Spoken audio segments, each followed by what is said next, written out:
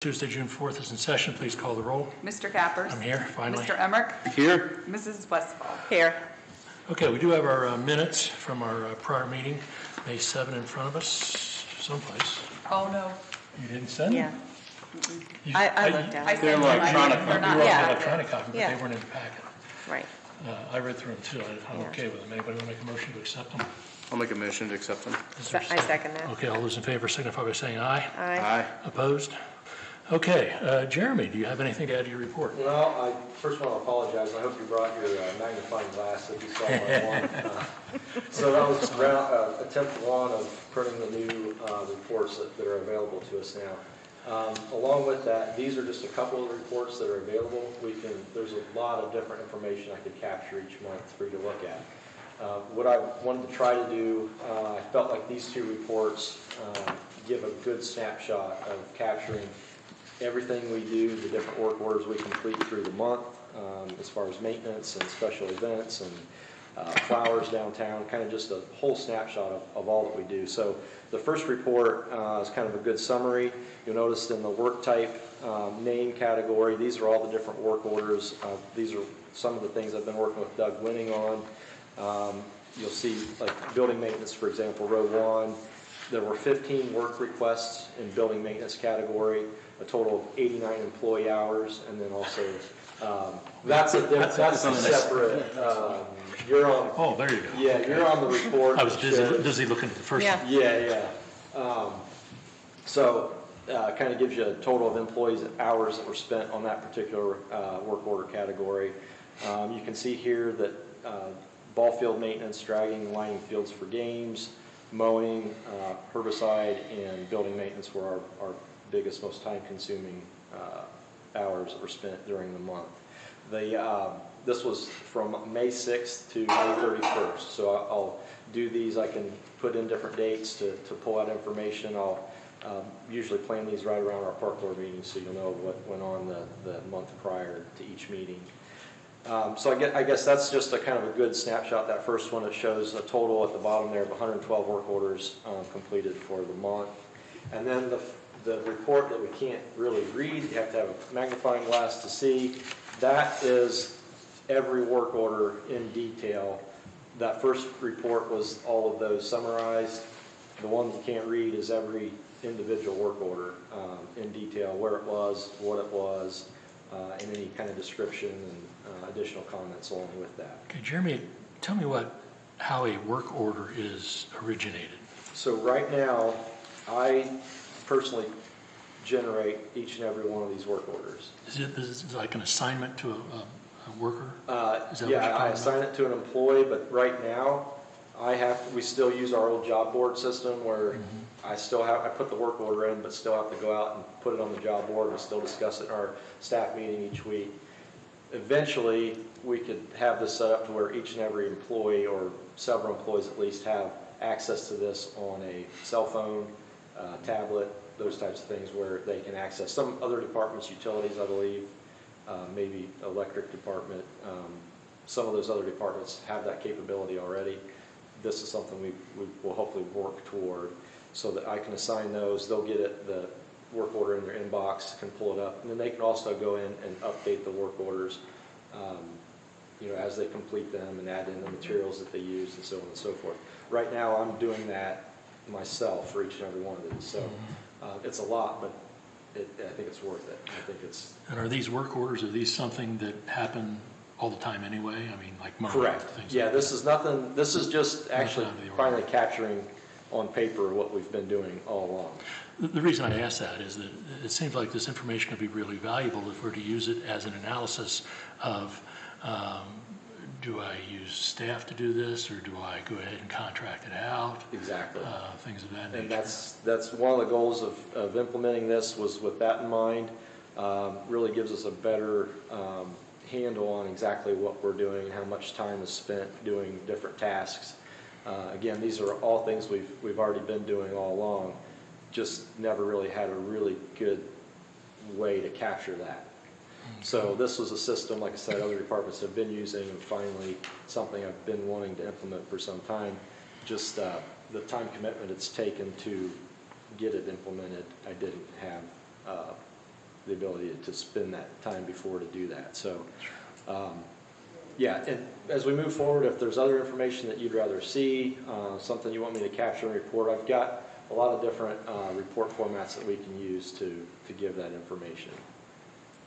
So this is month one of using this report, right? Month one, yeah, we started right after the last park board meeting. So I think Monday, May 6th was our first implementation. Well, the last time you and I met was at the committee meeting for Prouty Plaza, whether or not we wanted a stage and Yes. visitor center and stuff like Right. that. And you had mentioned the possibility of doing a analysis of our labor costs for putting up the showmobile all the time. Right. So would this kind of dovetail Yeah, into so that? already I can actually pull that, we can extract that information out of this and put that into a separate report. It's kind of hidden in here, but if you look down, it's lumped under special event setup and tear down. We had 6 total work orders. 5 of those 6 were involved the showmobile directly. The 6th one was for Strawberry Festival, other setups that we had to do for that. But so to date, just in the month of May, we had 5 setups and moving of the showmobile itself.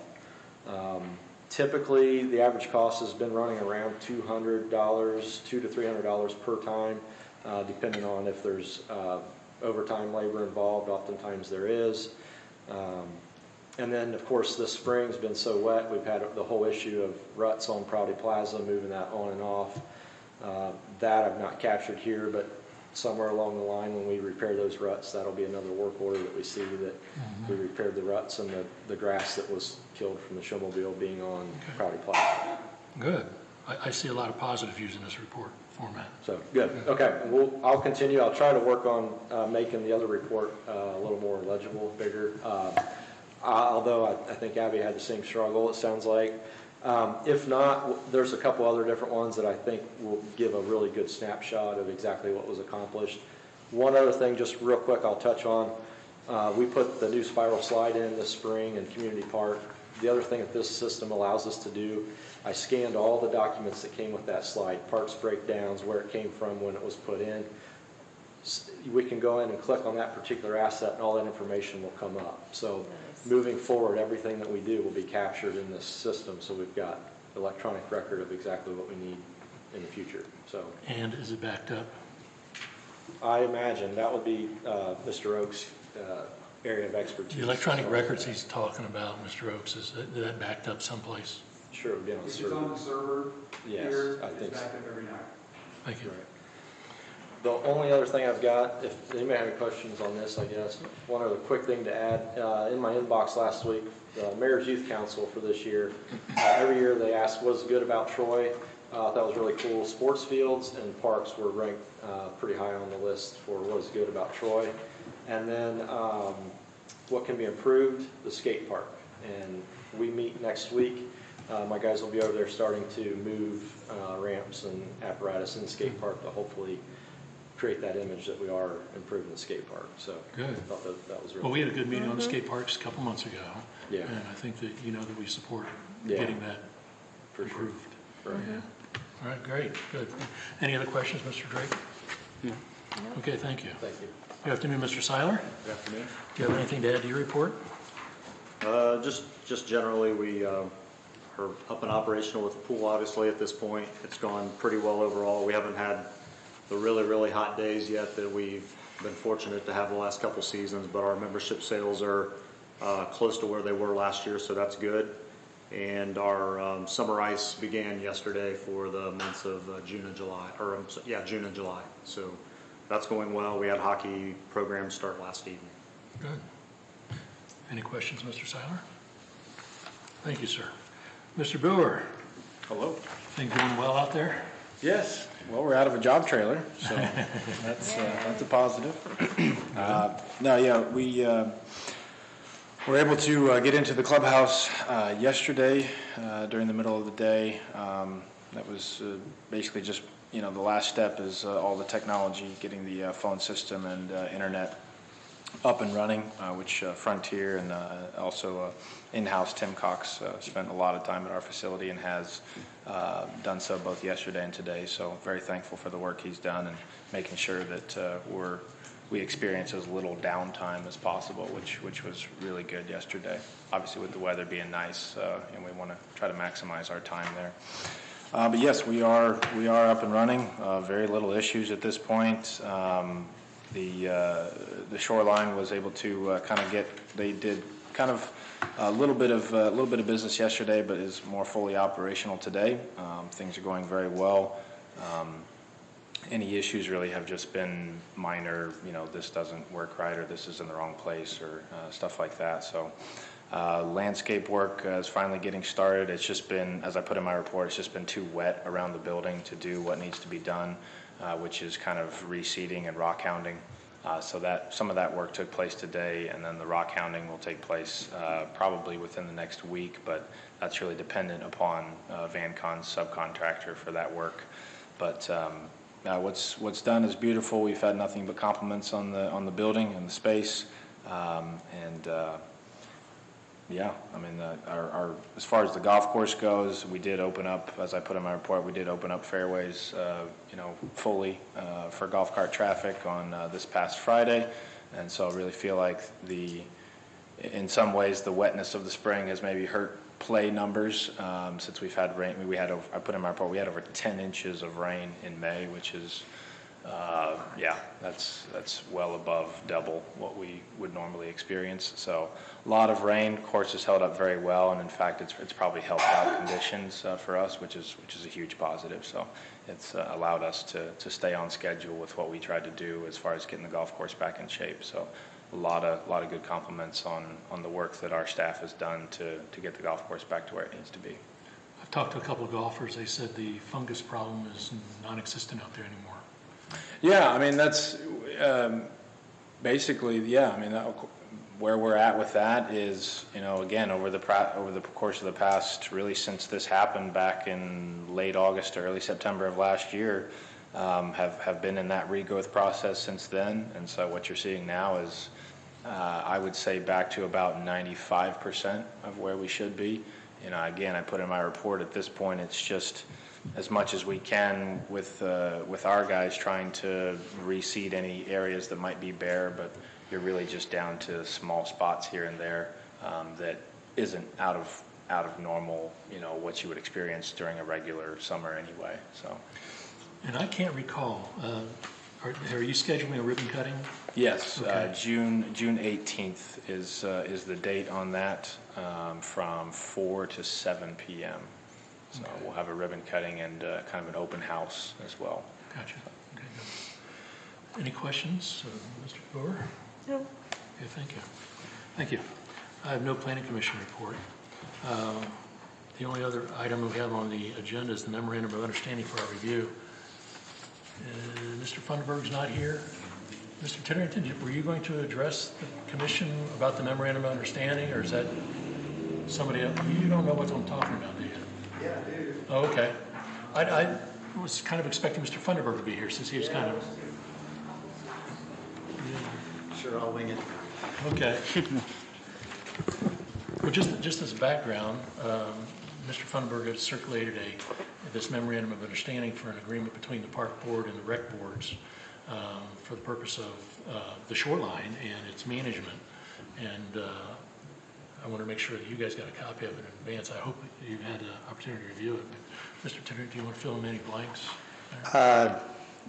Just that given the unique positioning of the shoreline out at the golf course and the opportunity to really consolidate and coordinate between the Bravo Room, some of our other concessions eventually, as well as the shoreline, given the fact that we put such a substantial amount of money into rebuilding the clubhouse. It was a renovation, but it turned into a rebuilding, which is fine.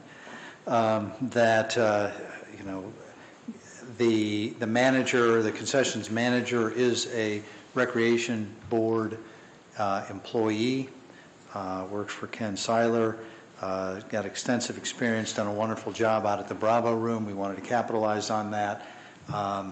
bring in the part-timer that we had, hired her as full-time, but just to try to simplify the supervisory aspect of it so that there's just one set of rules that she and he and the part-time staff can follow.